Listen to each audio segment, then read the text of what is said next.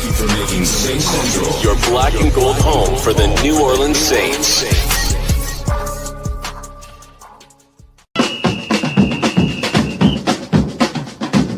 Who that say they gonna beat them Saints? Who that? Who that? Who that say they gonna beat them Saints? Who that?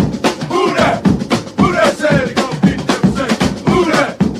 That's what I'm talking about. They were disrespectful all damn game long. The Saints did what they had to do, came into Tampa Bay, kicked the Tampa Bay Buccaneers, not only in their teeth, they kicked them in their nuts. And this is the NFC South leading team, and the Saints went in there and smacked them down 24-20 and will take the game away from them. Multiple holdings along the defensive line that the referees did not call, but that's a tough win. The Saints got the Carolina win. They got the Tampa Bay Buccaneers win. Let's see what the Saints do. They're going to get in the victory formation and shut this game down.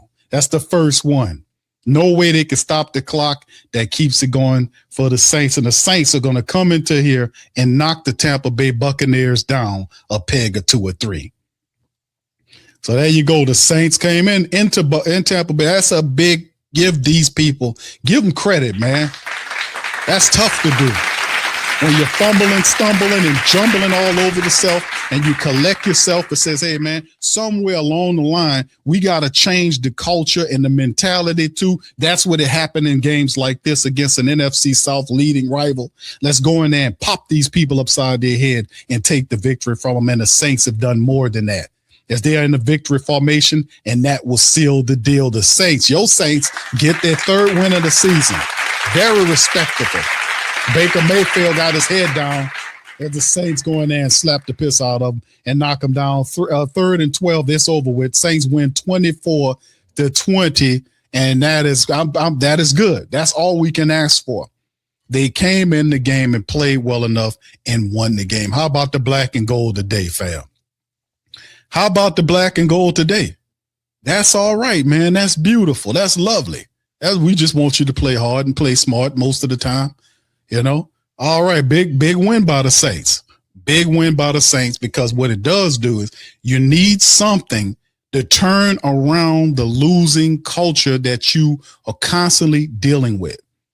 You need wins like this in gutty performances. It's raining and the Saints went in there and they took it away from these folks.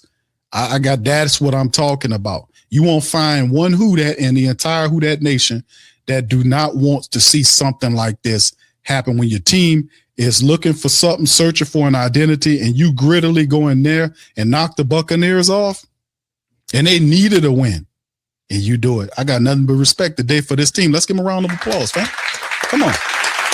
It wasn't perfect, but goddamn it, the way they did it, you deserve respect for that. You deserve respect for that. All right, big ups to y'all. Appreciate y'all for being in the stream, man. We did that. I'm very encouraged by that. I thought that was very good, the way they did it. The rookie quarterback scrambled around, got 2 touchdowns. The rookie running back got a touchdown. The young people on the team contributed to beat the Tampa Bay Buccaneers in their building. That is very respectful. That's a respectful win. You got to turn your culture some kind of way. You got to turn it around, and you do it with wins like that. You can build on this today. All right, anyway, let's keep it going, man. We about to get into the broadcast here. Let's hit this halftime, or this actually halftime, the final, end of the game or post game.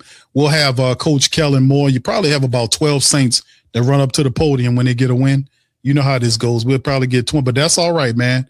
As this was a good performance by the Saints. Like I said, we'll have the post-game press conference from Coach Moore and all the rest of the Saints family members as they tune this thing up. But let's hit some of these stats. We'll bring in Pops Q right after we finish getting the stat breakdown, man, and we'll go into it, because this was a really phenomenal way they did it with Tyler Shough scrambling around and making plays happen. Final stats: Saints finished with 16 first downs against the Bucs 19. Saints were 5 of 11 on third down. Remember, the first half they could not convert. They had a respectable 5 of 11 on third down toward the back of the game. That helped change it. You got to win on the money quarter, and they did convert and started converting in the second half. Made the adjustments in the second half. The Saints scored 17 points in the second half to beat the Tampa Bay Buccaneers. They did a lot of the goodness on the third down, finishing 5 of 11. The Buccaneers were 3 of 13. It flipped itself. They were 2 of 7 on fourth down. They played themselves with all that stupid fourth quarter stuff. Let's just be honest with you. They did it too much, and it cost them the game. 69 total plays versus 55 here. The Saints, 260 on total yards versus the Buccaneers, 301. 11 total drives there. Saints average went up to almost 5 yards per play versus the Buccaneers, 4.5. The passing yards, the Saints almost got as much as the Buccaneers passing, 121 to 122. With that, remember in a lot of the weather dip, kind of stipulated it. The Saints badly had, 20, 30 something yards at halftime. Look what they did in the second half to add on top of this. The rushing attack became the game for the Saints. 32 rush attempts for 139 yards. That was Devin Neal and Tyler Shough doing this. They averaged over 4 yards per run, and that really changed the complexity of the game in the second half. 179 rushing yards on 39 attempts, 4.6 yard average by the Buccaneers. The Saints in the red zone, no red zone Godzilla, no red zone zombies, no red zone killer skeleton men from the bottom of the Caribbean. None of this other stuff happening. There was nothing but positive stuff in the red zone. Saints were 2 of 3 in the red zone right there. They did have 10 penalties for 82 yards, but despite that, they still was able to secure a win against the Bucs despite the turnover. 32-12 versus 27-48 on the time of possession for the Saints against the Bucs, and individually speaking, Tyler Shough, 13 of 20 for 144 yards, 7.2 yards on the throw. He did have an interception. He was sacked 3 times, 65.4 yards, but he did his work in the running attack.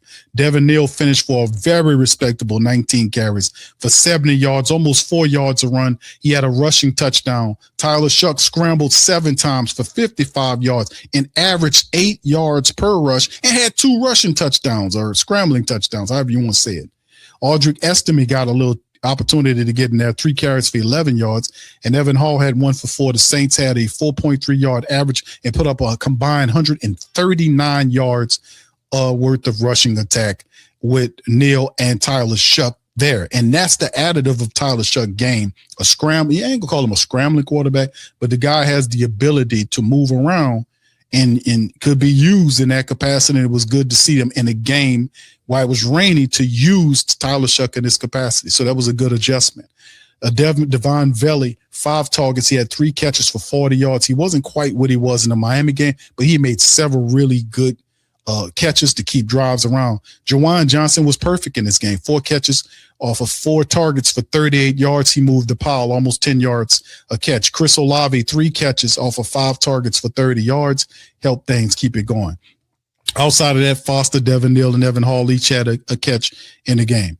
All right, and then, of course, on the defensive side, 2 guys, Kool-Aid McKinstry and Demario Davis was tied, 4 tackles, 7 apiece. No sacks in this game for the Saints defense, right? No sacks, but Alante Taylor did have an interception. Jonas Sanker almost had an interception in the matchup. Charlie Smith went 1 for 2 in this game, and Kai Kroger was 3 for 152, averaged 51 yards per catch, put 1 of the 3 on the touchback in the game, and the longest was a 54. So a good special teams play that helped set the Saints up on the first score. Special teams overall was very positive. The defense overall did what they were supposed to do, suppress the Buccaneers with 2 touchdowns in this game, and the rest was field goals. And then the Saints offense came alive and did what they were supposed to do. If they couldn't pass, they ran the ball against a tough Buc defense. They put up 139 yards against a tough front by the Buccaneers defense and beat them at a strength by running up against that D-line. And that says a lot about the Saints. They did a really wonderful job today. This type of stuff you want to bottle and then keep moving ahead and pressing on if you want to have success and build something going forward for the rest of the way. All right. So anyway, with that being said, shout out to y'all. Y'all hit the like button on there. Abby says, CQ, my brother, if the offense gives the defense. Okay. All right. I hear you, Abby. Shout out to you as well. All right. Anyway, man, we're going to bring Pops Q into the building as well, man. And he going to get his word. Pops, man, what do you think about this win tonight against the Buccaneers? They lead in the NFC South. Saints going in, kick them in the nuts, and still away from you. What do you think about that? Not only they kicked him in the nut, they kicked him back behind the nut. they really played an efficient, outstanding game. I like the steadiness of Tyler Shough, the quarterback. I think they got to him a couple of times, but for the most part, he played a steady game for them Saints, and he's finally learning how to play the game as a young quarterback, and actually he's starting to win. But to get his first win against Tampa Bay, one of the toughest teams in the NFL, that says a lot about how the young man played, and they had their offense working. There was and the defense had a pick, so they had everything working today. This is hopefully they can keep it going to finish the season out in a positive. I know they're not going nowhere in the playoffs, but they can. That's a good way to start, because I think the new coaching philosophy has set in, and so you see it on the play. That the players are playing on the field. They're playing with what they're being taught. With their philosophy of the coaching staff.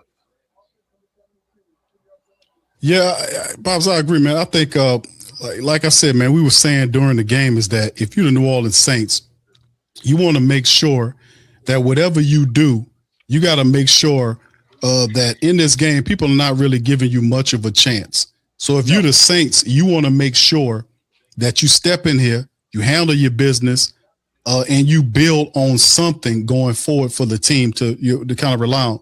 In this game, we've seen a lot of our young players. Devin Neal had said in this without our, Elvin Kamara. Devin Neal came in there, gave you 70-something yards. Then you throw Tyler Shough's athleticism in there, 2 rush touchdowns, 21 points from the running attack, 139 yards against the Tampa Bay run defense. Yeah, very tough to beat Tampa Bay that way in their building. Saints went in there and did that to them. This is something going forward. Now we have the Carolina Panthers up, I think, in our building this time around. Is this not trying to go ahead too fast, but isn't this the type of mindset of stuff that you want to have, that you want to build, that you want to take and move forward with? Doesn't this kind of change culture? This is culture changing stuff right here. What do you think about that? Oh, yes, definitely. Thing is, we got to keep the execution. We got to keep it going, even though this season is kind of, it done in the wash. But I mean, they played excellent today. I just sat here watching them on television. I love the execution. If you execute very well, 9 times out of 10, you hush that Tampa Bay crowd up, and they played that way in the rain. And it rained throughout that game until I think the last, parts of the fourth quarter, they finally looked like it slacked up. But they were doing this in the rain, like the pouring down rain. You could see it on television, how much rain. But they played an outstanding game. There's no turnovers. Nobody fumbled the ball. They did an excellent job. They got, who would give credit to that too? Only thing I can do is that, the players decide either to play or the coaching staff, the coaching staff philosophy is starting to take hold on the team. Yeah, that's something that's very positive, man, because, with all of the losing, you're not going anywhere. We know the Saints don't have a postseason future this year. So at some point, you're playing the games to iron out wrinkles, to figure out identity, so that whatever we get, the best thing that we can get for the rest of this season is for the New Orleans Saints to develop a sense of identity, something that they can use going forward.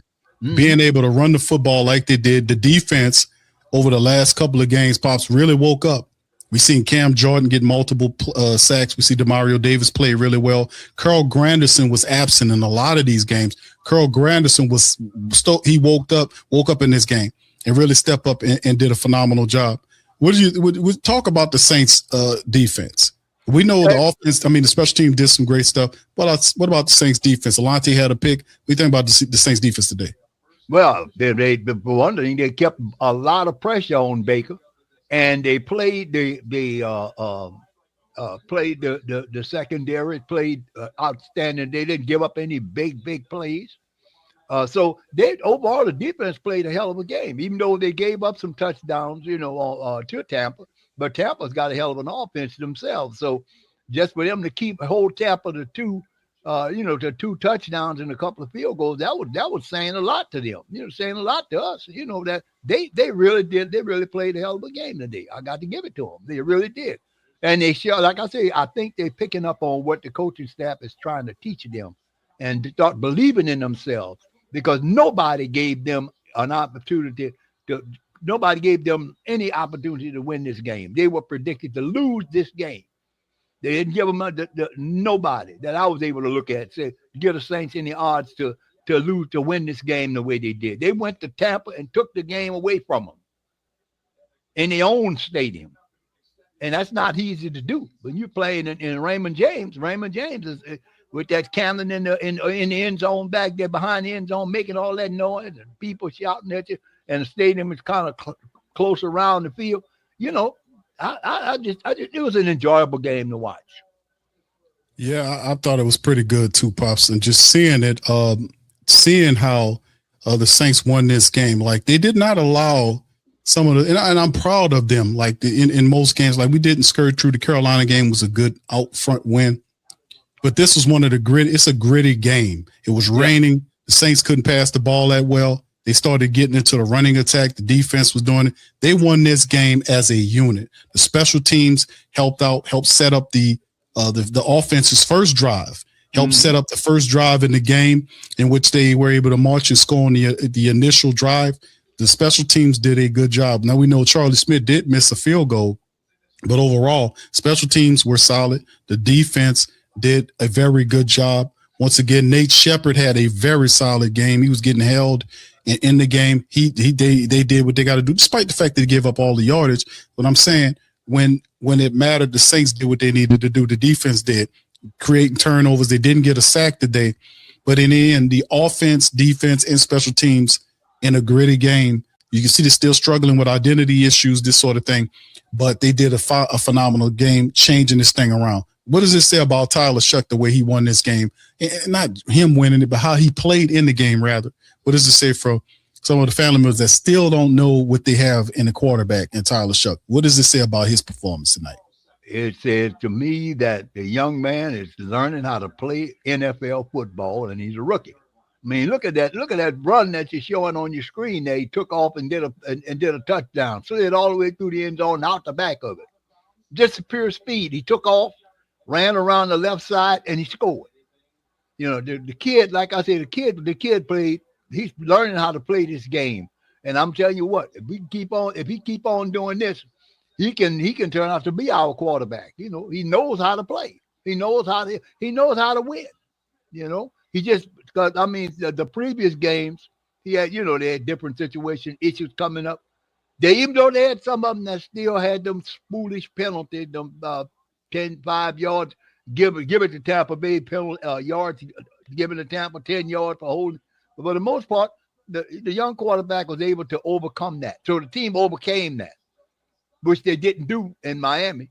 They didn't execute. This game, it's showing them they executed in this game, and this is the result. They got this victory, and I'm so happy for them, son. I really am. I'm happy for them because it's about time, and I'm happy, most important, for the young quarterback. That quarterback was brought here.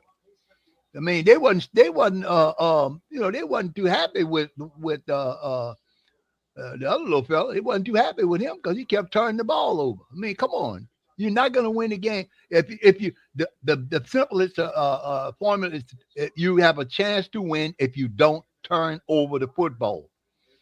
It's just that simple. If you throw interceptions or fumble the ball, then you have to put your defense back on the field so they get tired. Or you throw an interception, then the other team can run it back for an end zone, for a touchdown, or you stop them. Then your defense got to come back on the field. So as they learn how to play the game, I think we have a chance to start bringing some winning back to the Saints team. Yeah, I kind of seen, the way they won today was very respectable, man. How the Saints won today, and like I said, it's no postseason future this year, but finding out what you have is very important. The Saints offensive line today, there was some issues and some problems. We got 3 guys in there that was hurt. Asim Richards got hurt in the game. They had to put in Sherman, the third string offensive lineman or the backup, however you look at it. He came in for him missing because Tolly's out probably for a few games. If not, probably he returned later, but I'll probably shut Tolly down with all the injuries that keep happening. But missing and have Luke Fortner at the center position, having Dylan Redunce play at the left guard position, Saints were still able to, for the most of the game, be able to get a positive push on a running attack to do these things, to be able to set up the scores for the touchdown. Yeah. What do you think about the way the offensive line played today? That makeshift offensive line played its butt off. It really did. I mean, even though Tyler got sacked a few times, for the most part, they gave him the time to throw the football. They gave him the time to find the gaps and running lanes that he was able to take advantage of a couple of running lanes and ran the ball into the end zone. And he had time to throw the football. And that's all you ask for your offensive line to do, give you time where you can make plays with your feet or you can pass the football, get the football out to the right people so we can get some scores in here. And they did that today. They really played good. They had a couple of false starts, and I think they had a couple of false starts and a hold or two here. But for the most part, they came back and they executed beautifully. They did. Yeah, that's a part of the game too. I'm looking at too, Pops. When we talk about our offensive line, we kind of banged up there, but it's good to see that we did enough on it. Here's Kellen Moore, family, what he had to say at post press conference. Put one of you check your head. Just our guys' mindset and the way they prepared this week. Obviously, when you've only won a couple games during the season, there's a lot of adversity you face. And so for our guys to come out and have the energy and the physicality that they played with, I thought was credit to our guys. They're a special group, a group that keeps playing. And all three phases I felt contributed to this game back and forth. And so it was a really challenging game for both teams. And so it was big for our guys to come away with the win. Can you walk us through your view of that second touchdown for Tyler? Yeah, the longer one, the short one. Yeah, the scramble. Yeah, that was a big time play by Tyler. Pass play on first down, trying to get ourselves an opportunity. They did a good job jamming the receivers, and so we kind of got caught up. It got a little messy on the backside, and so for him to scramble and make a play like that, it seemed like there's scrambles a lot of times on the touchdowns against these guys on film, and lo and behold, another one showed up.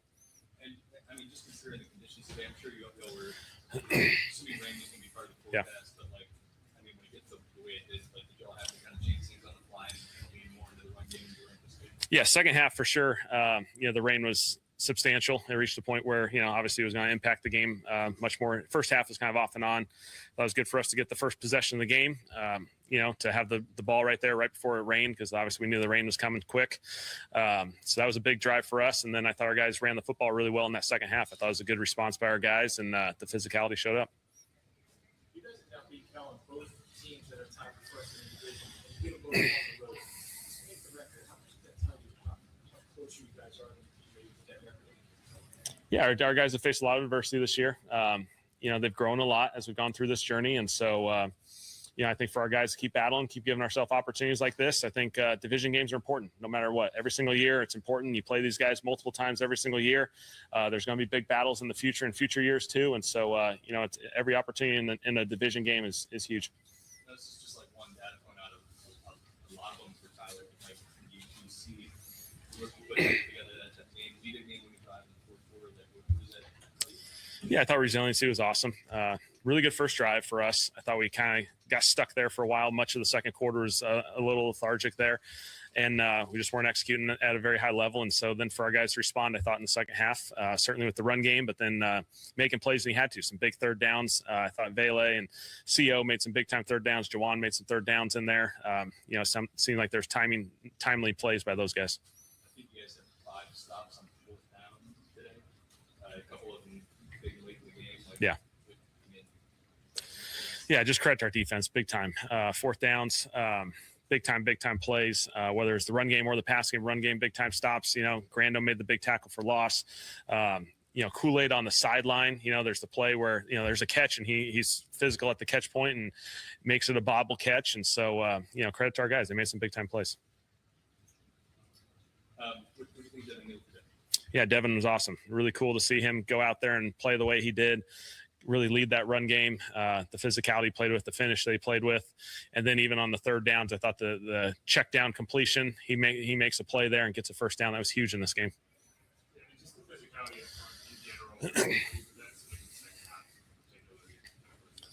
Yeah, just proud of our guys, the way they played. The resiliency. There's not everything was going to be perfect in a football game. You just keep battling, keep going through it. I thought that drive to start the second half was really, really important for us. And the way, it's pretty much a run every time. And they came off the ball and made some plays.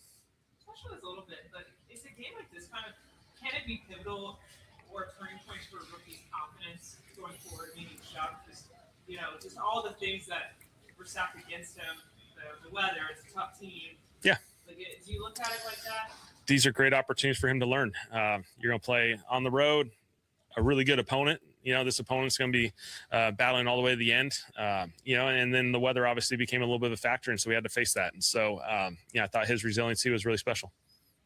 Did you guys consider challenging it? It was estimated that they're down line near the goal line. Yeah. It was a little bit of a tricky thing because initially we viewed it the way it came in. It looked like it was being reported as a first down. And so we tried to go tempo in the reverse scenario to try and make sure we can snap the football fast because they, initially it looked like it was a first down and then they kind of pulled it back and turned it into 4th and 1. And then we weren't able to get the replay there. And so that was a little bit of a challenging situation for us. And so, we weren't able to get it done. It was like a game clock issue then? Assumed it was first down, went tempo because obviously, felt like it was close either way. Then it got pulled back to a fourth and short, and we weren't able to get the camera just because we were already in tempo, and so usually TV is going to go right to the live action in those scenarios. So, a little bit tricky. Do you know what happened on the interception between communication and Shough and a lot of it? Yeah, just not on the same page. Obviously, something for those two guys to work through. Didn't get done. Just for you personally, having been through the challenging season, what's it like in the experience of being in the locker room? Yeah, it's a good win for our guys. It's awesome. Again, for our guys to be battling, playing December football, still playing meaningful December football, maybe in a little bit of a different way than you hope. Obviously, I think our guys are battling for each other. They're playing for each other. They want to win all these. And, I thought just the way our guys responded for 4 quarters was really special.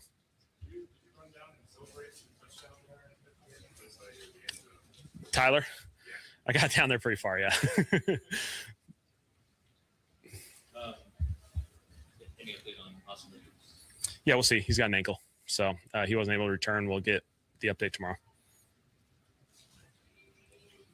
You touched on the shorter touchdown run by Tyler, but can you take the play call behind that design run with the longer one was a read option play where, we're using some motion to create some lead blockers for him. Used the play a couple times.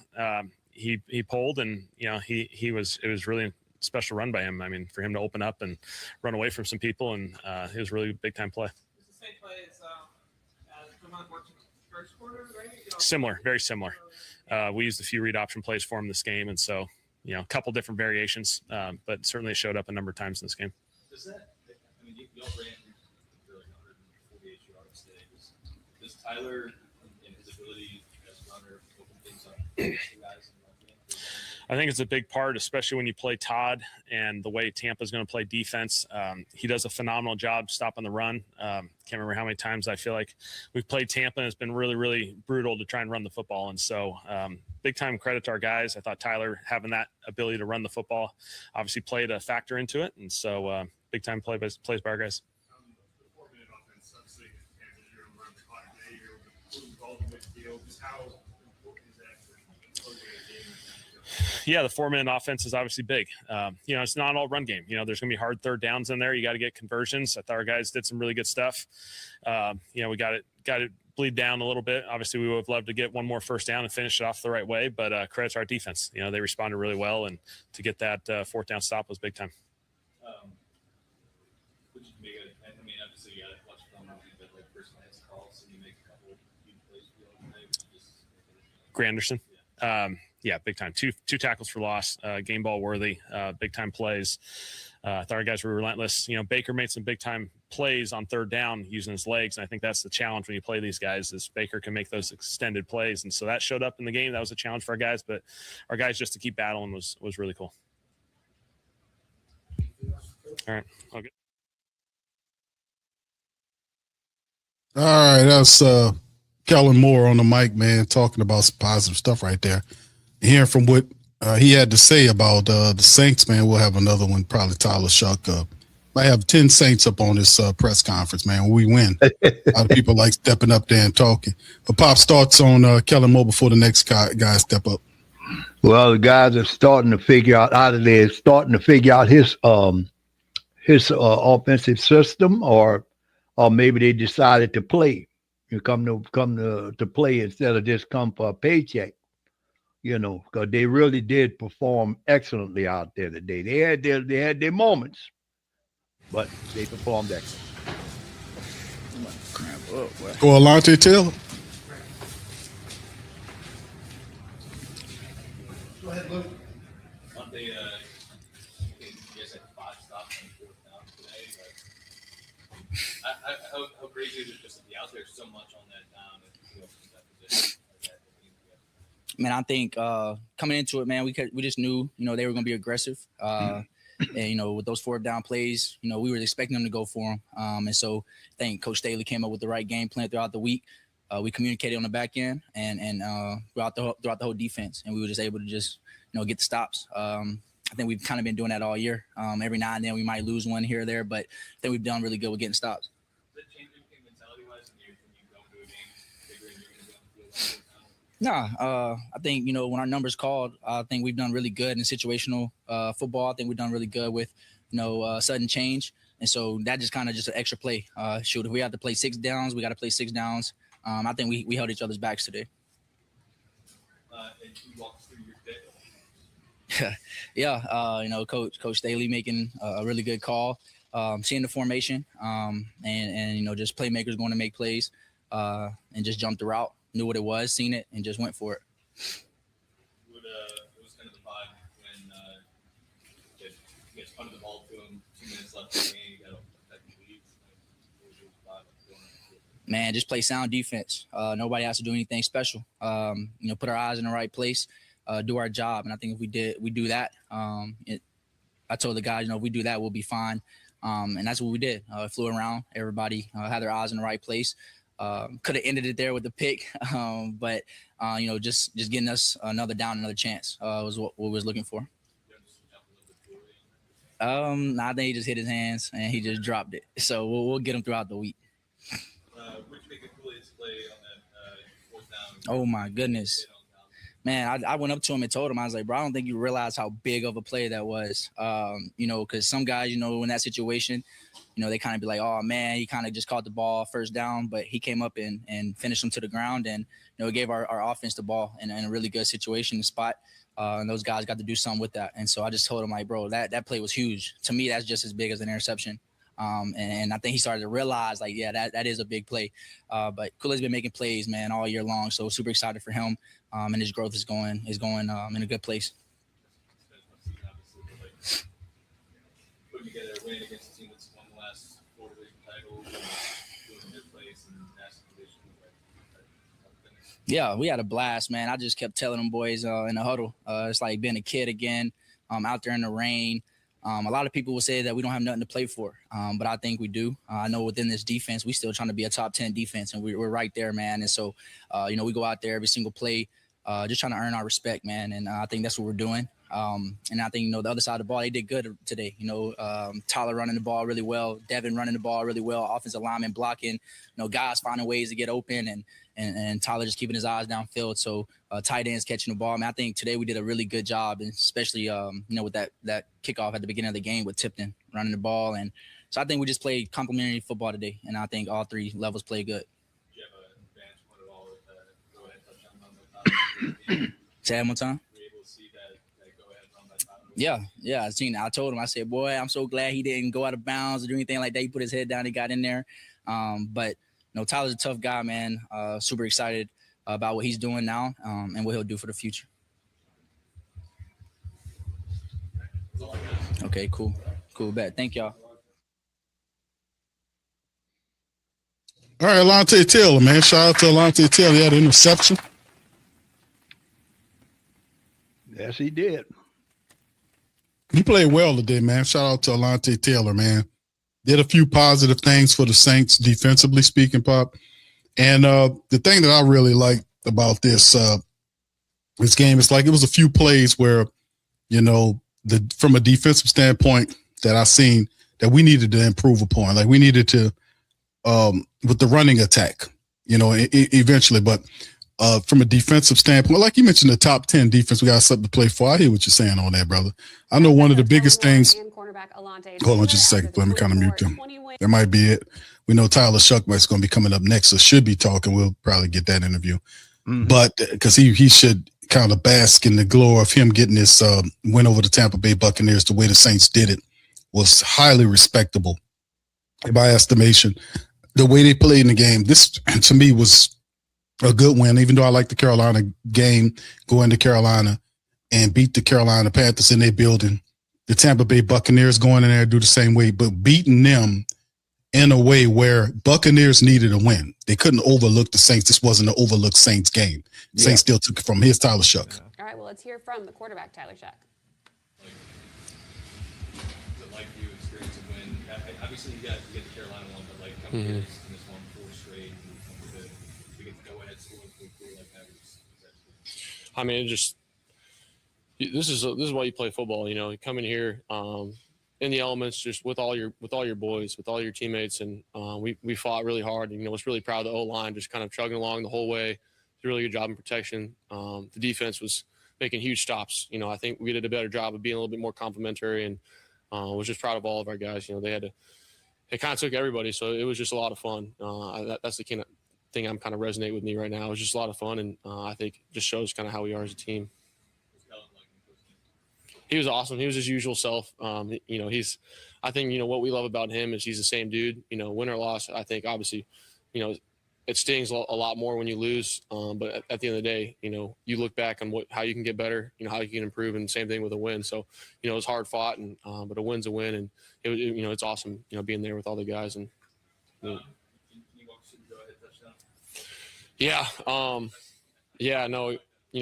We were getting, Taysom on their linebacker for, maybe a pylon wheel shot, and it kind of got all muddied up at the end. So, was just trying to get out there, make a play, and just saw green grass and went for it. So, it was a really good job just driving the whole way down the field, and getting down there. So, stuff like that happens, and you got to go for it. When you're making plays with legs like that, did you feel that maybe soften up stuff for that end? 100%. I mean, I think anytime we can be balanced, throwing the ball, me, running it as well, and then it opens up. They did a really good job. Devin ran his butt off, and all those guys kind of came in and stepped up big time, especially just because the grass was so beat up. Running, and that was tough for those guys, and they were getting dirty yards, and I was really proud of them. They played their butts off. And tough weather conditions today. Yeah. Pretty bad. Yeah, I mean, it was. I mean, you sank, a few inches into the grass quite a bit, so it was pretty rough. It was part of it, I mean, that's why you do it, and everybody was prepared. So it was a lot of fun. There's no excuses. We got out there, and you got to drive the football. But I'm assuming you all had planned for weather today, but that made it seemed like you leaned really heavy into the run game, and probably made the football a little bit.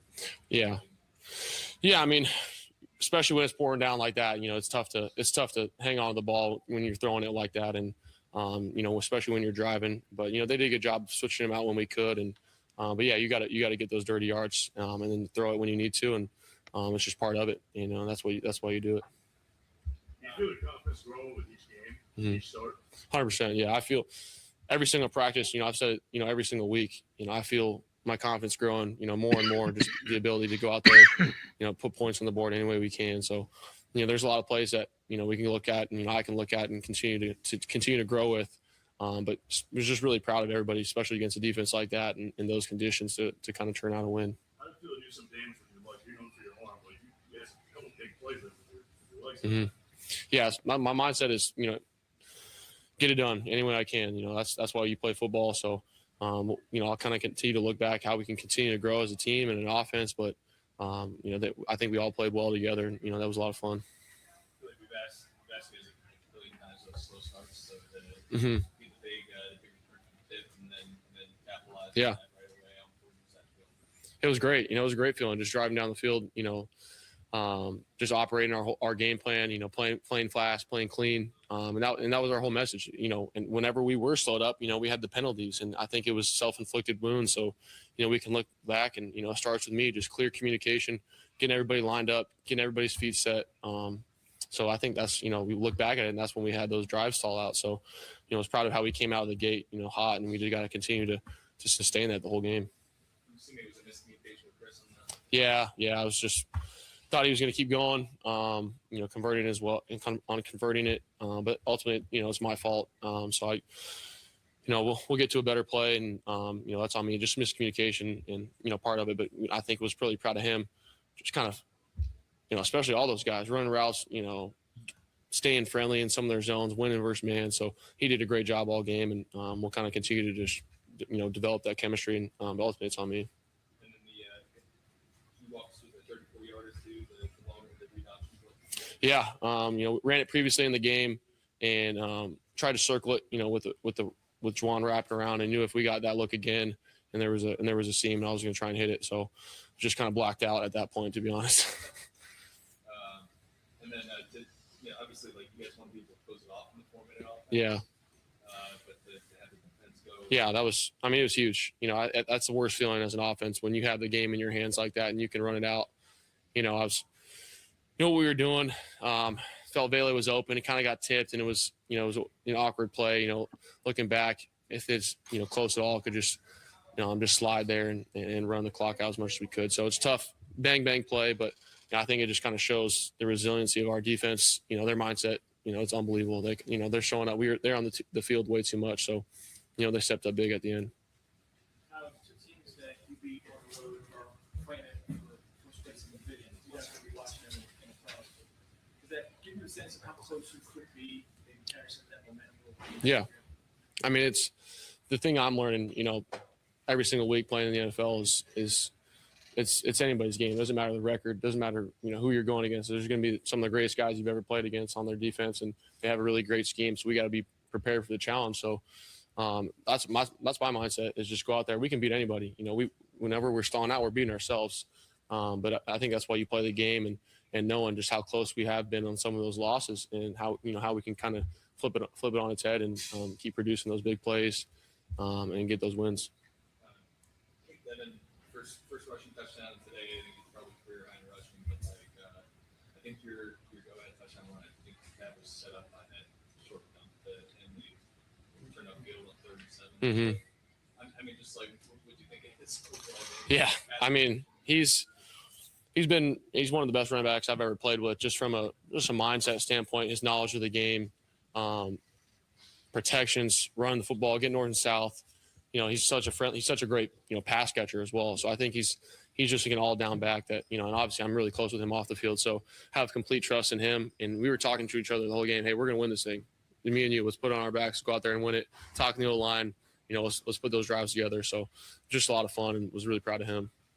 Does it mean anything to you at all to be like open up some eyes to you as an NFL football player this year, being playing for, like, you wish people would say that it's pretty good, or you just like focus on I mean, I really care about what the guys in the locker room think of me and my coaches. So I mean, for me, I want to instill that belief that we can win every single game, because we can. So however we can get it done, I just love playing football. I said it last week. This is why you do it. So I think there's going to be highs and lows with everything, and but for me, it was just a great win to go out there with all the guys. Any concrete season objectives as you wrap up your rookie season to just win every game? Yeah, I mean, we that's our goal week to week. I think we got to go out there, and we know what we can put together as a team, and just kind of keep getting better, and the wins are going to happen. Thank you. All right, shout out to Tyler Shough. Yep. Yeah. Tyler Shough, man. All right, here we go. I'm gonna bring in this play. Got you. For sure. All good. I did. That was special. It was a special moment, for me, and not only for me, but for this team, and I just think it's a representation of who we are. We could easily just be down in the dumps, go about it in the wrong way and not focus on getting wins, and everyone focus on, themselves and how they can continue to elevate their stats. But, at the end of the day, we fight for each other. And I think that represents our culture as a whole. And I'm just excited to keep on building with this team for sure. Tyler was just saying that he kind of went to you and said, let's go. Yeah. Yeah. I mean, I just think we kind of just play off each other in a weird way. Like we have that connection, especially off the field. I think that helps on the field as well, and I remember saying to him and a bunch of the other offensive guys, like it starts and ends with us. I think, coming out of that half, it was big for us to get the ground game running. And I think we did that. I think it's going to come down to who can do it the best, and especially with the elements, what they were. So it was really cool to see how we were staying ahead of sticks, being efficient, and really just playing winning football.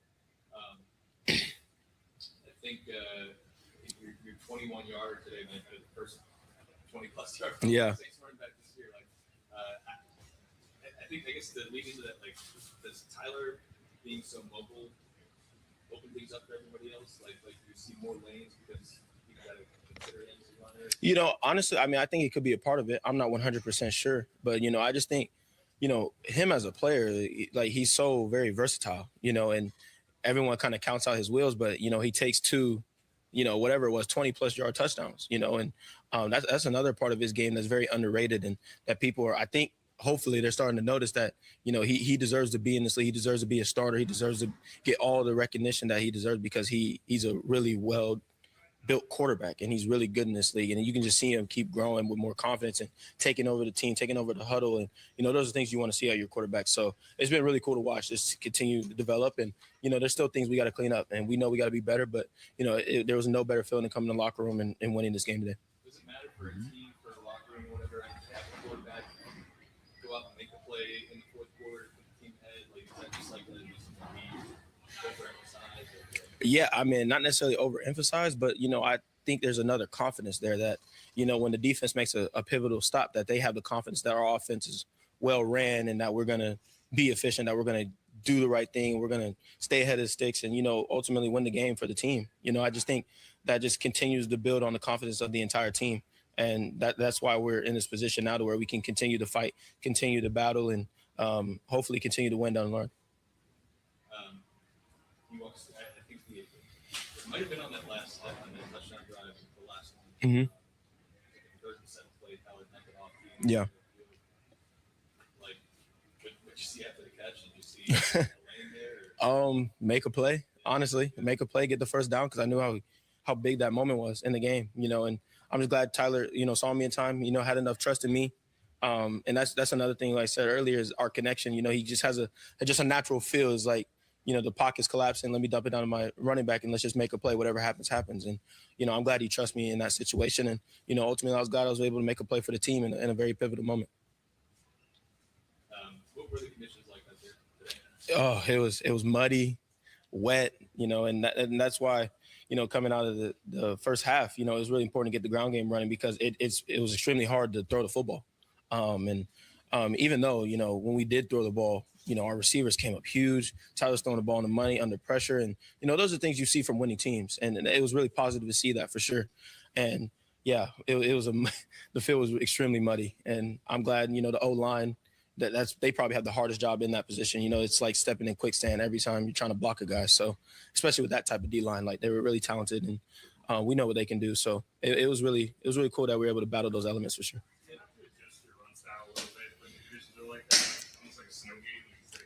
Yeah, I mean, I wasn't really slipping and sliding per se, but the one thing that's obviously the most important is ball security. It's wet, especially a team like that who has two and plus guys that have multiple forced fumbles throughout their career. Some of the best to do it in the league. So it was definitely a focus for us. We're talking about it each time we're going on the field, ball security. And yeah, that's the one thing you definitely have to focus on even more than normal.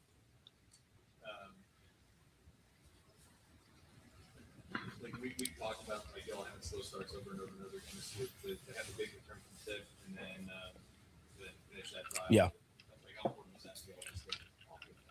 Yeah, I mean, we talked about it all week, and Kellen kind of talked about in the locker room, like let's start off fast. Like it's important to start off fast, and I think that first initial like punch in the mouth, they're like, okay, they're here, and I think the whole team kind of built confidence off that, and then you've seen multiple stops by the defense when they needed it. And today felt like one of first times throughout the season where we played, football together, where special teams and offense and defense were all connected to win a game. And, that's the important thing. And you continue to see those strides being taken each and every week to continue to get better. And that's the most important thing about this team and why there's such a bright future for this team as well. It's kind of a late touchdown call on yours. Like, were you like, did I get my first touchdown? Yeah, so I was on the ground. I almost reached it. I think I slightly did. And, they talk about not reaching ball for, obviously, ball security purposes. But I really wanted to get my first. And, I didn't know. They picked me up, and then they said touchdown, so then I had to celebrate. I lost the ball. I think they told me they got it, so that's a good thing, I guess. But, yeah, I don't know if I dropped it, whatever. I kind of just blanked out after that, just wanted to celebrate.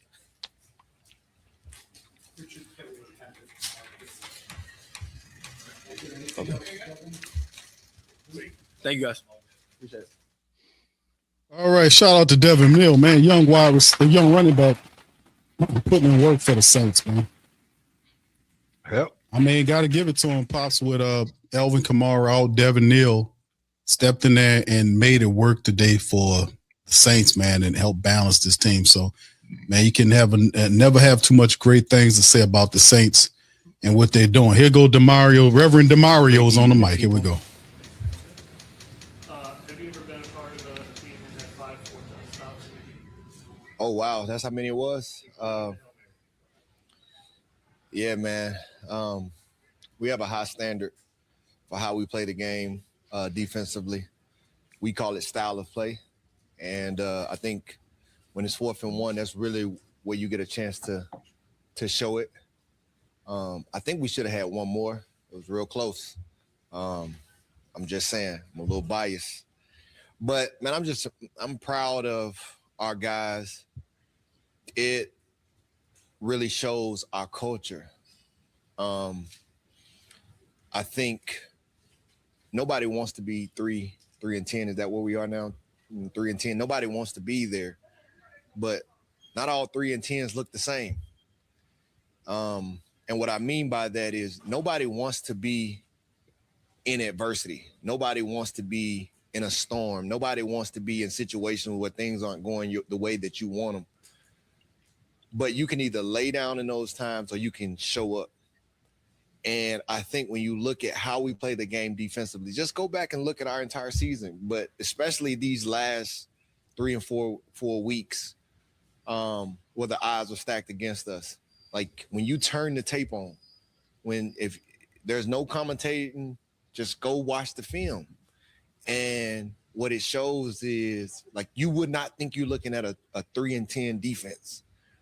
And that's a testament to our front. That's a testament to our second level guys. That's a testament to our back end guys. That's a testament to our coaches. That's a testament to the culture that's being built here.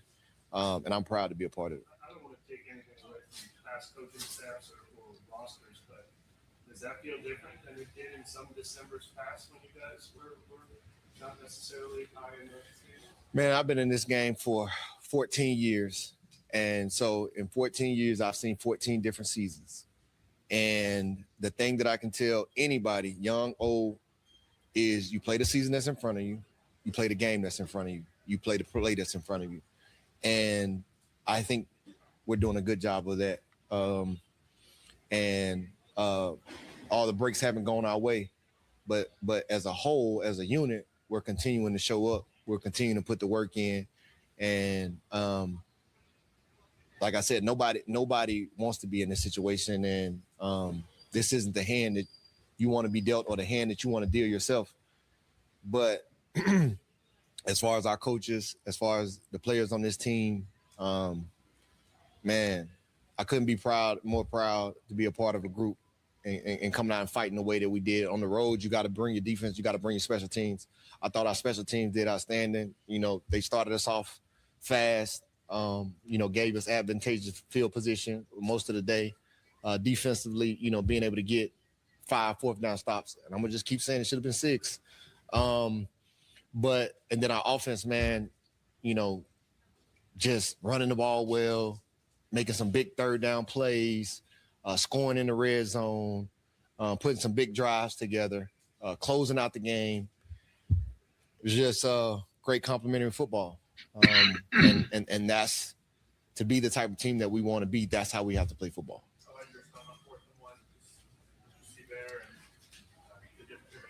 Man, that was fun. I think it starts with the front. Anytime you get a 4th and 1, it's really just when you hear the game is won in the trenches, that's what it's talking about. It's our defensive line versus their offensive line. It's like who gets that first strike. And I think because our D-line got such a good push, the lineman couldn't come off, and I was able to shoot through, and it's just, one-on-one with the running back. It's like a layup. So that was a fun play. Do you have an assignment you have to follow on those, or do you get to make an educated guess about where you think he's You never want to be guessing in football. It's not going to be good. But generally, as a middle linebacker, I'm going to be fitting somewhere between the tight end and the running back on the play. I think that just simplifies it. So find the tight end, find the running back, and as a middle linebacker, generally I'm going to be fitting somewhere in between there. And I think on that play they end up creating a 3-by-1. So 3-by-1 just means a tight end and 2 receivers. And so at that point, I got to keep my eye on the tight end. I got to keep my eye on the running back. And I seen the running back going downhill, and it was just a little bit of a crease that I could get through there. And like I said, because our defensive line, who's been playing outstanding, our interior defensive line, I think if you just watched them over the past couple of weeks, they have literally shut down all running between the B gaps, and teams are forced to throw screens and run tosses and X, Y, Z. And so there was a little sliver of opportunity, and I was able to get through there and make a play. I'm going to try not to bore you too much on this. I know there's 40 guys who had an impact on today's game. Yep. But when a quarterback makes a really spectacular play late in the game to give y'all a lead, does that mean something to the team? Oh my gosh. Quarterback play in the NFL is premium, it's paramount. That's why those quarterbacks who get those big contracts, they deserve every dollar that they get. Quarterback play is the deciding factor when offenses and defenses are evenly matched. I think it's very hard for a quarterback to just stand in the pocket and just try to beat defensively, beat defensive like the game of old. I have a ton of respect for all those quarterbacks that did that, but I just think the pass rush is too dominant today, and the schemes are too complex for a quarterback to just be able to beat you in the pocket. And so the quarterback has to be able to read the defense, of course, and think quickly and do all those things, but the quarterback got to have some extra sauce too. They have to be able to keep plays alive with their legs, and they got to know how and when to run. It may be a run to keep the play alive. It may be a run to get the first down. And it may be, when you look at the team we're going against, I have a tremendous amount of respect for Baker Mayfield. And what separates him is that he knows how and when to run. And I think that's why their team has been successful. I think you look at the past 3 or 4 years, they won the division is because of quarterback play. And I think that was a difference maker for us today. We had high quarterback play. Very, very proud of the way, and I thought Shough did an unbelievable job, and to date, that's who he's been. So. the ball gets punted, minute 56 left, double on the field. Like, what's the messaging? Like, what are you telling people at that point? Like, what was the kind of mission for that person to go on the field? We've been waiting for it as a defense. We've been waiting for a 2-minute drive to be on us the whole year. That was the first one we got. And so we were ready for it. It's just been a long time coming. And it was interesting that it ended as fast as it did, because most times 2-minute drives don't end that quick. And so, kudos to us. We've been able to execute, but we've been looking forward to it. So it really wasn't – it was like a dog licking his chops. That is the ideal scenario. It ended on 4 plays. Well, it ended on 4 plays. Was it just a 4 and out? Man, so you gotta understand, like, coming off the field, a lot of times, you just dialed in 1 play at a time, and I don't never look at the stats and all of that. So, man, that's interesting that it was just 4 and done. Yes, that's the ideal situation, or take the ball away. but that just doesn't that rarely happens in the NFL. We know how close of a league we play in, that any Sunday can come down to any play, and especially in those one-score games, it goes down to the wire. So we've been like I said, we've been waiting on a situation like that as a defense the entire year, and it's great that our first one went so well. Going back to Tyler, what impresses you the most about him as a rookie quarterback? I think he has that. He's shown to have that it factor. What is the it factor? I don't know. What is that thing that separates, some of our top quarterbacks in the league from the rest of the guys? It's that savviness to make heads up plays. Like one of my favorite plays with him last week, it didn't go that far, but he was about to get sacked and he dumped the ball off to the tight end. Like, to have that level of ice in your veins to make plays when, plays are could be dead in essence, to save a play, to extend a play, to make big runs and big moments, big third downs, to be able to turn into that pocket passer that can read the defense quick and get the ball out. To have that diversity is what I believe that any franchise needs to be successful in today's game. I just don't think if you don't have that guy yet at that position that you're gonna succeed. And so it's been great to see him make those plays, and we need him to continue to make those plays. Carried over today, whether it was a confidence thing or just like a blueprint for. Say that again. I'm sorry. How much of the work that you guys did in the first meeting with like the goal line stops do you think carried over to the game today, whether it was like confidence in your guys to stop them in those situations, or an intimidation factor, or anything like that?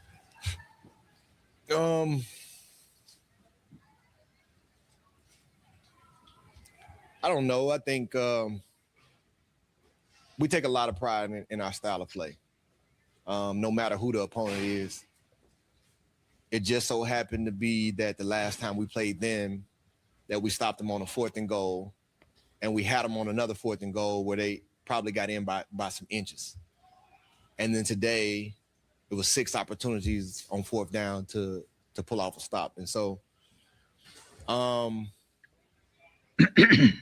you could say they drew the short straw, I guess. But we don't, it's not necessarily them. You can pull out tape and see us doing that against other teams as well. And that's a testament to the guys. I think you don't make 4th down stops without great interior defensive line play. And a lot of those plays, like, we're getting great, play on the edges. Grando with 2 TFLs. Last week it was Kool-Aid came up with a big 4th down stop. So that's just the style of play. That's just how we, I take a lot of pride in teams not being able to go straight ahead. Like, you're going to have to figure out a wrinkle on the outside to get yards. Do you like playing in the ring? It's like being a kid. One of my favorite football memories was I was in probably like the 4th or 5th grade, and it was me and my cousins playing 2-on-2 football in the rain. And every time you tackled, it just felt like a highlight, because somebody would go and slide 3 or 4 yards and the water would go everywhere. And it just felt like you knocked somebody out and their helmet came off and their pads was flying everywhere. That's what it looked like, because the rain was splashing. And I just remembered, like, I wanted to savor that moment, because that was like one of the most fun moments that I had had in my life. And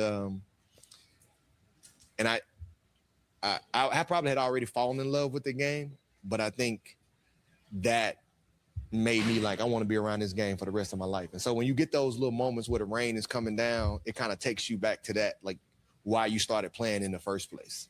And it's just the joy of the game. And I I think one of the guys even said that it might have been Kool-Aid, and he was just like, man, it's like being a kid. We're just playing football, like being a kid and playing football and having fun. And I think we have that level of closeness with our group. That's what you see. Like I said, when you turn the silent tape on, you see our body language. It's like a bunch of guys having fun, and no matter what our situation is, there's a unique bond that's continuing to show up. And I think that's what I'm proud of, to be leader in a locker room that has that, because you can't buy that. You feel that this team is getting better with each passing week, right? Like when you just described the time of the locker room, this team's getting better with each passing week, right? As the season ends. You can say that. You can describe it as that. I would describe it as we're putting the right ingredients in the pot. Our head coach leads us with toughness together, joy. I think toughness comes from the way that we prepare, and especially being mentally tough. When you're 3-10, you have to have a level of mental toughness and resiliency to continue to show up with the edge that we do. I think togetherness, what you haven't seen, what you see in some teams when things start going left, is a bunch of finger pointing, or guys go to clicks, or be a bunch of stories, and all different type of stuff starts to come out. You haven't seen that. That's because we have togetherness. And then it's that joy element. The greatest joy comes from when you're able to put the work in and get the results, and it starts to be momentous. And I think that bled over into our entire team today. I think defensively, for like I said, the past few weeks, we've been able to put together some dominant performances that we were really proud of, and we were able to have that momentum and have that joy. And I think today it just bled over to the whole team, and that felt really good.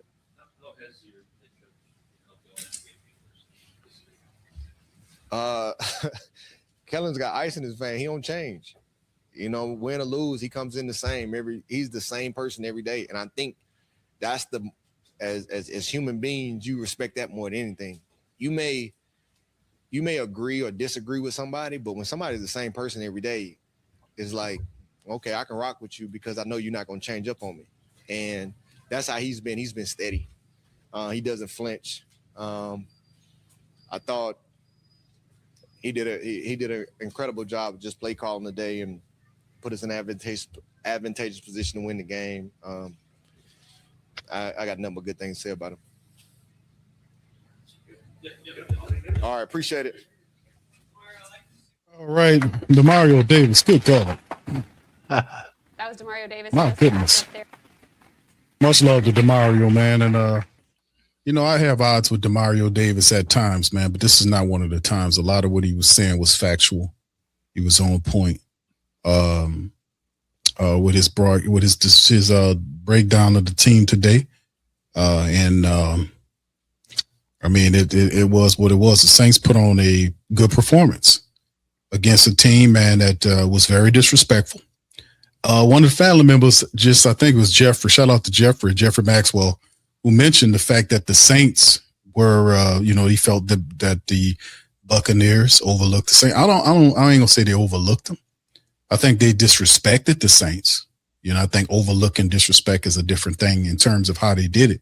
They knew the Saints was a problem because they knew the Saints beat the Carolina Panthers in their building. They didn't forget that coming into this game. They just thought they can manhandle the Saints and walk past them. They were a little bit arrogant and cocky.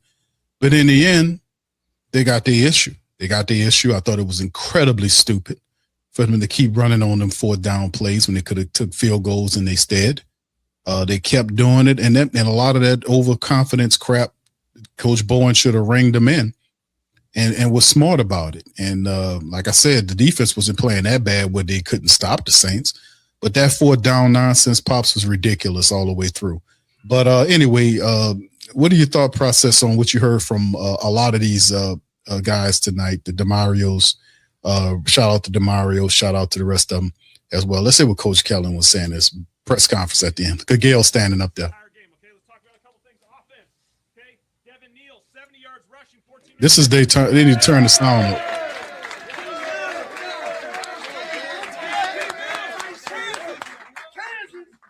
Quarterback that runs the football Tyler Shough, 55 yards rushing, 2 touchdowns.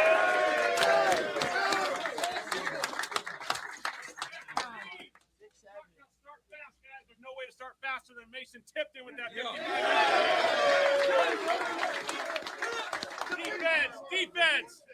Defense. Grando, 2 tackles for loss.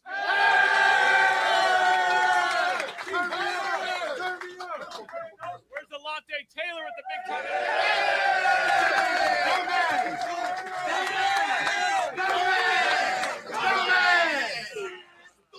Big time stop at the end, guys. They had a chance, right? Rally, okay? The biggest thing that showed in this game, guys, is your guys' resiliency and ability to play together. That was awesome, okay? All 3 phases playing together.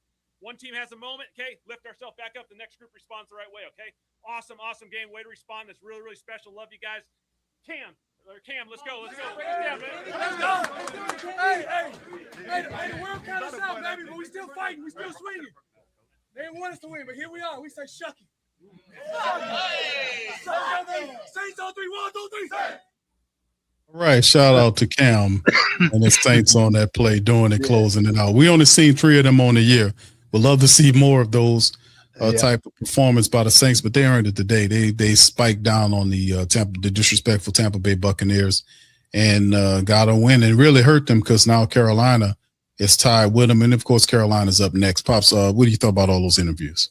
They're just an excited team, just excited to get a win against and they just happy to get a win against a good team like the Buccaneers. The Buccaneers play great football, but the Saints came in there and they took the game away from them, and they gave the Saints a little bit more confidence for the next game they have coming up. And the quarterback play, I think, was outstanding today. The play of the young quarterback, Shough. But I mean, I'm telling you, they could keep on going like this. We may have something. We may have found our little quarterback, but we won't know for sure until we maybe finish this season and see how they do in the last few games they have left. I mean, I just found out Atlanta is out of eliminated too. So what they lost, they had today. So that's gonna be 2. That last game in Atlanta Stadium up there, that the Georgia Dome or whatever the thing is over there, but they go. That's gonna be a pretty rough time game because Atlanta. I think Atlanta come. We go to them, right, son? Yeah, we go to them, huh? Yeah. So that's gonna be a fun game to watch, even because either one of them going anywhere. So it's gonna be. I guess they'll beat each other up to find out who for bragging rights. Okay, so we split with the Bucs. We and you think about it, son, we split with the Bucs. We also we beat Carolina. If we win this game in Atlanta, I think we have a nice little collection of wins in the division, you know. If we can win the next 2 games that we have with Atlanta and Carolina.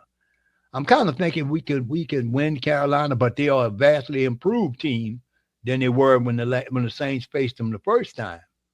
So it's not going to be an easy win like it was kind of before. The Saints just punched them in the mouth, took the game away from them. But I think it'll be a lot worse, a lot tougher game for them. But like I say again, the Saints won. And they beat Tampa on a wet, rainy field. You know, they played a great game. I'm happy for them. Indeed, Pops. They did a phenomenal job, in my opinion. It wasn't easy, and it showed a lot of intestinal fortitude to get a win like this against the team and to beat them in a way where the strength of the team to a degree was running. Right. Vita Vea and Logan, those guys are pretty good interiorly, and the Saints still able to get 139 yards scrambling on them and handling the business. And the defense just shut their mouths on these stupid 4th down calls by them. Anyway, let's hit some more information before we get ready to close out the stream. Let me get you guys to give me a like button if you're not a subscribe, sub up to the Coma. We in this thing representing the mighty Who Dat Nation. Both Coach, about to say Coach, but Minister Demario Davis did mention about the it factor. Let me just want to clarify what he was talking about for those like, what is the it factor? I had to kind of Google this thing And this is what the definition, as they said, is the it factor is a compelling, often undeniable quality that makes a person magnetic, charismatic, and instantly captivating. It is a combination of self-confidence, authenticity, and an indefinable presence that draws people in without conscious effort. While hard to quantify, this quality is recognizable and is often associated with success in fields like entertainment and sports, where it's called star quality. The characteristics: confidence, quiet self-assurance, not arrogance, which means they are comfortable in their own skin and know who they are. Authenticity: people who, with this factor, are compelling because they are genuine, unafraid to be themselves, which makes them feel secure around them. Then they talk about charisma and magnetism. This factor is about drawing others in, making people feel seen, and having natural, effortless appeal. They focus on others. They have the ability to make other people feel special by giving them their full attention and making them feel heard. Unrestricted self-expression. This quality allows for a natural and uninhibited expression of one's personality or core self without self-consciousness. So that is some of the stuff that Demario was talking about with, is this Tyler Shough? Based on the it factor definition, is this who you guys think is Tyler Shough? Does he have the it factor according to this definition?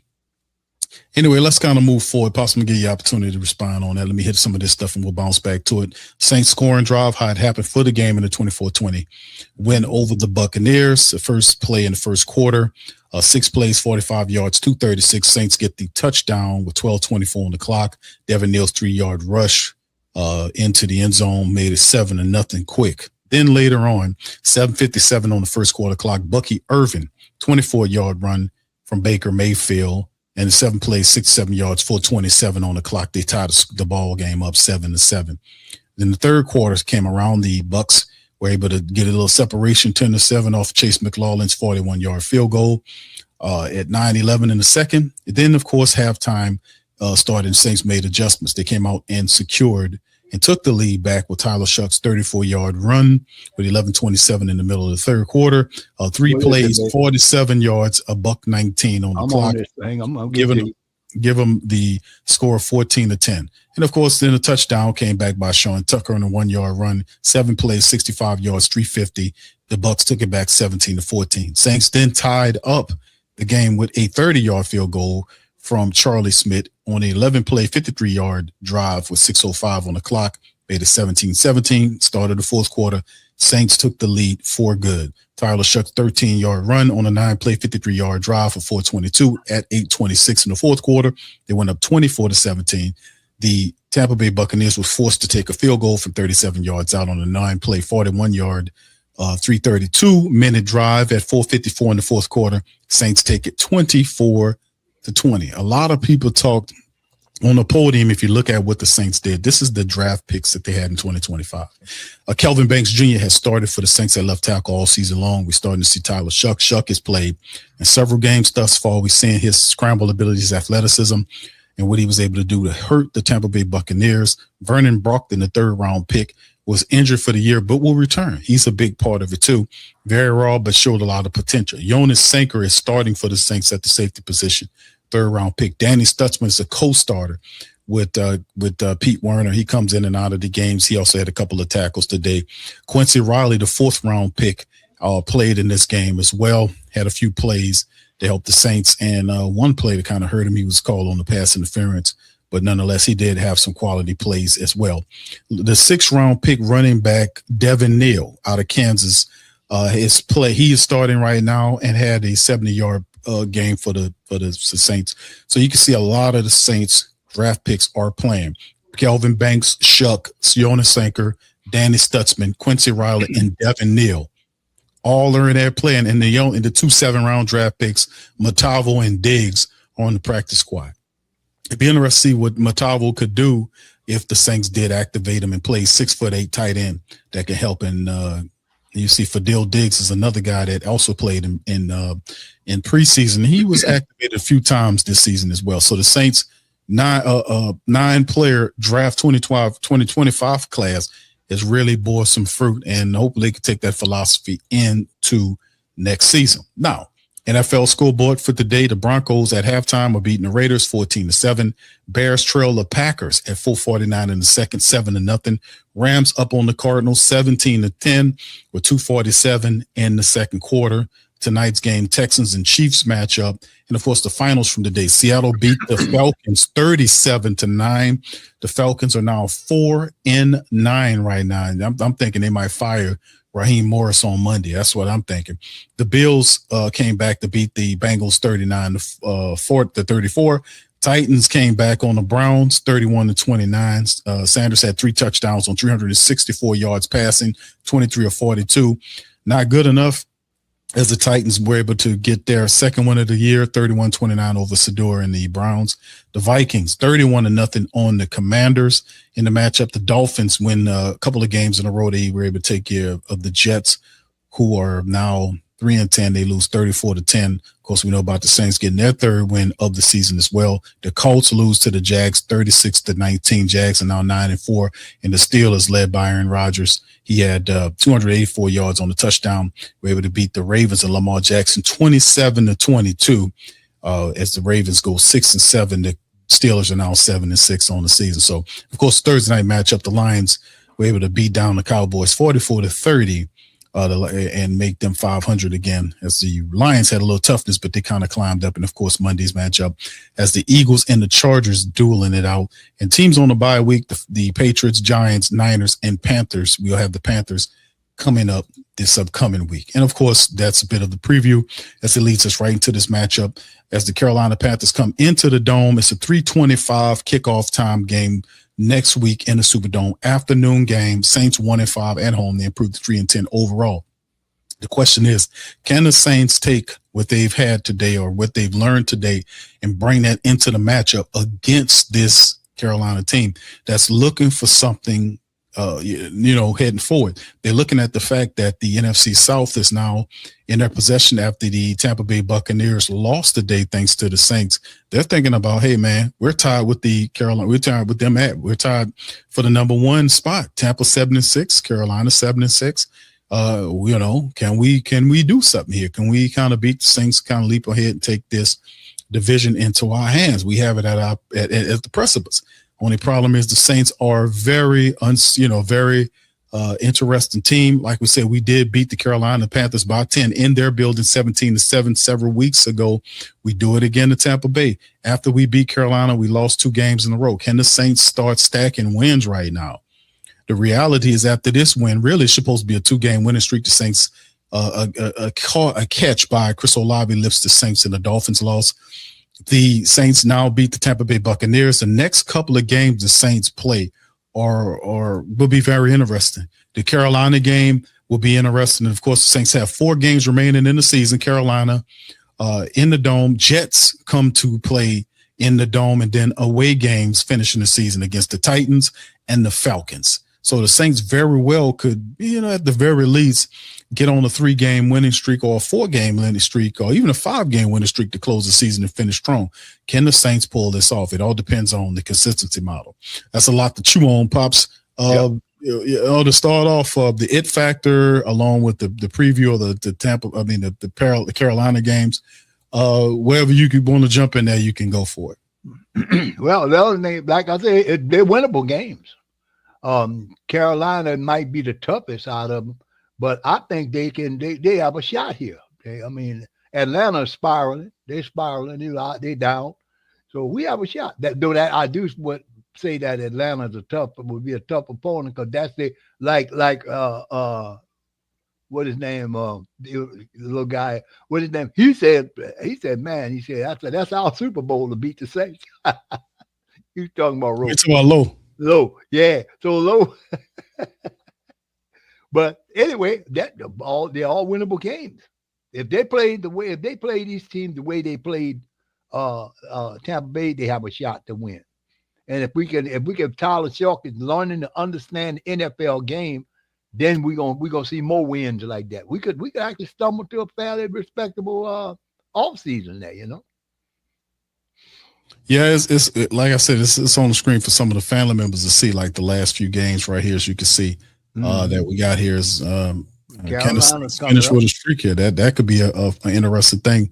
Is as you can see right here, Carolina in New York in the Dome, and then of course the Tennessee Titans away, and then the flex game Atlanta in 2026. So Saints could finish strong, man. They really could. Yeah, they could be, because they can beat the Jets, they can beat the Titans. Hell, they it's pride to finish out against Atlanta. I mean, you got to have the pride. You lost to Atlanta. You do not want to be swept by the Falcons. So at some point that has to kick in. So Saints could pick up a quick winning streak right here. They are prime for it to kind of finish the year strong. Don't want to kind of jump too fast, Pops. You want to keep game by game approach. But talk about Carolina. What do you think about the Carolina matchup? Can we get that early preview on that?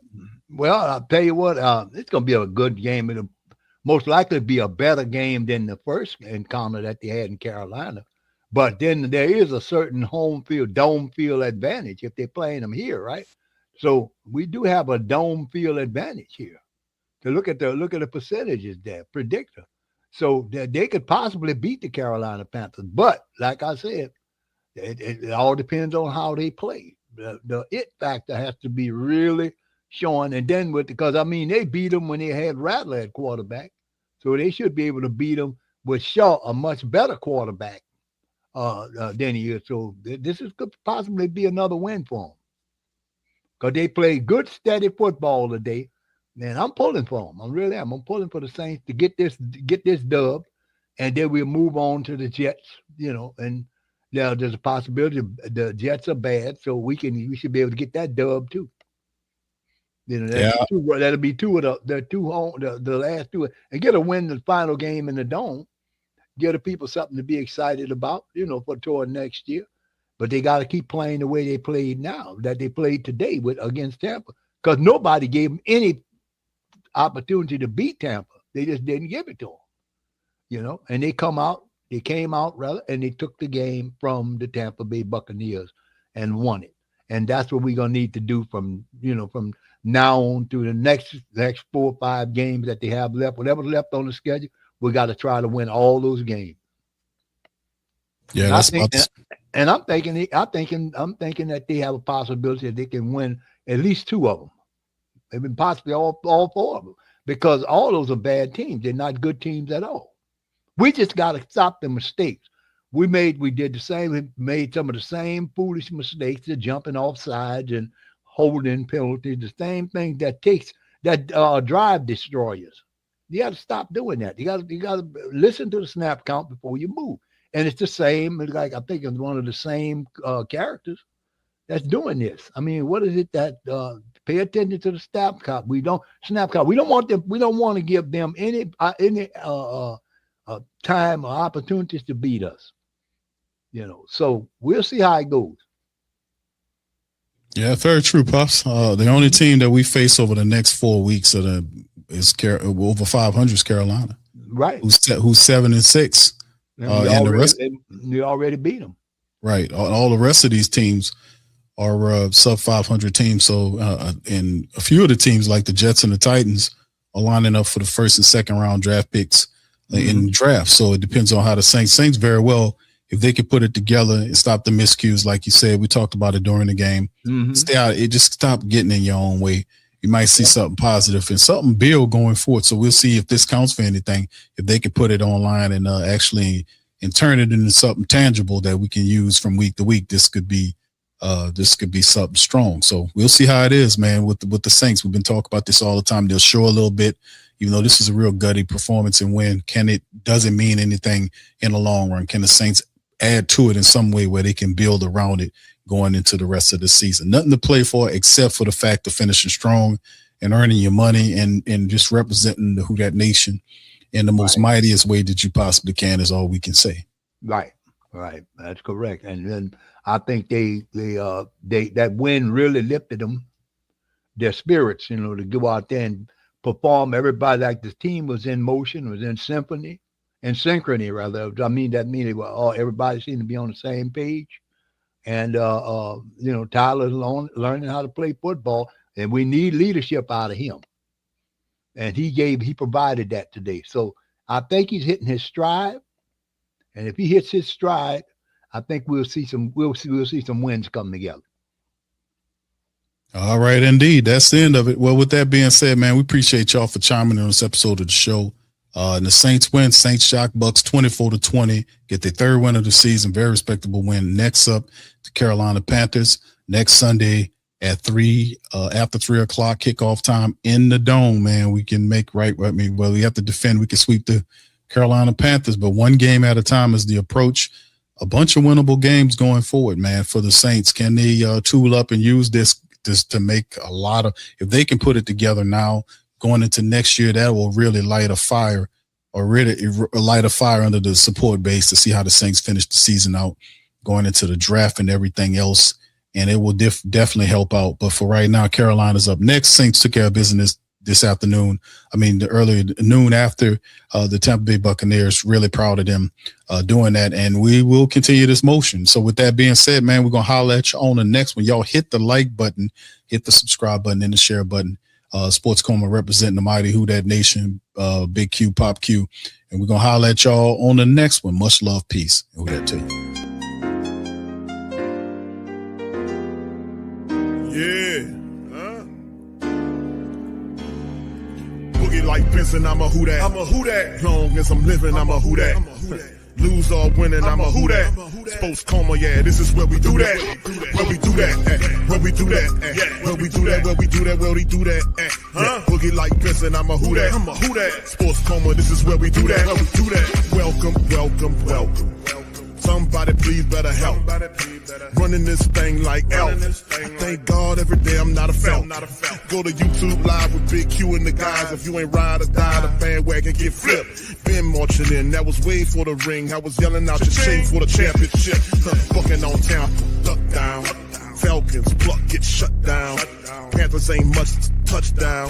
The vision really belong to us now. So much hate on the Saints, you could probably tell. Ever since Bounty Gate hit the NFL, when things seem fishy and you probably smell the crooked referees on Roger Goodell. Yeah, running like this and I'm a Who Dat. Every day I'm living, I'm a Who Dat. Lose or winning, I'm a Who Dat. It's the Sports Coma, this is where we do that. Where we do that, where we do that, where we do that, where we do that, where we do that. Boogie like this and I'm a Who Dat. It's the Sports Coma, this is where we do that. You're listening to the Sports Coma with Big Q and the guys on the PRO Media Network.